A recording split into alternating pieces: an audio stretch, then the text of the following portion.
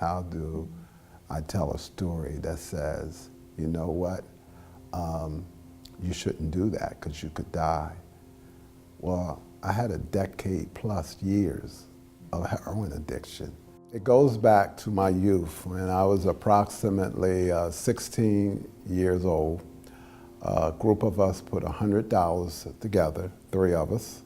We sent it to New York to purchase some heroin.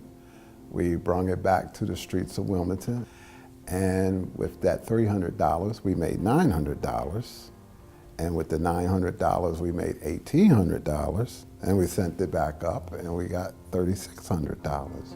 And one day, one of my peers said to me, he said, "You ought to try this."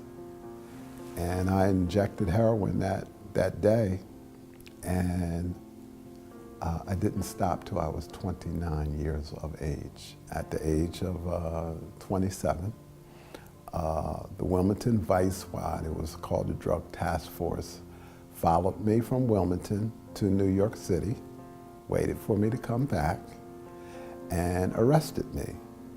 And a few months later, I faced the Honorable Vincent A. Biffarado. He said, "Okay, in that case, I hereby sentence you to 10 years, 3 of which will be mandatory, followed by 7 years probation and a $75,000 fine. You have a nice day, Mr. Harrison." And so it was my first prison experience. And needless to say, I was scared to death. The gift was while sitting in Plummer Correctional Institution, the Plummer Center, I got an interview by Brandywine Counseling, the very agency I worked for.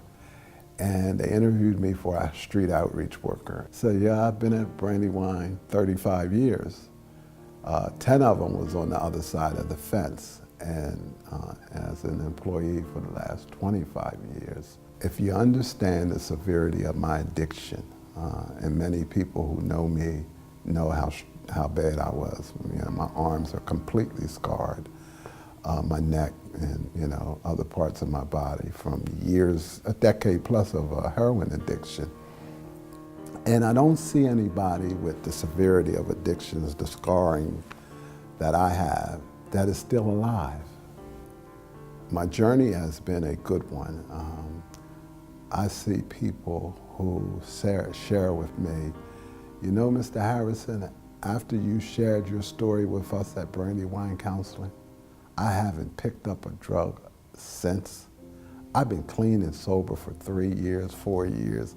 And I get excited, and they said, "Because of your testimony." I always tell folks why my history of my addiction is an important story, but the bigger story is who I am today.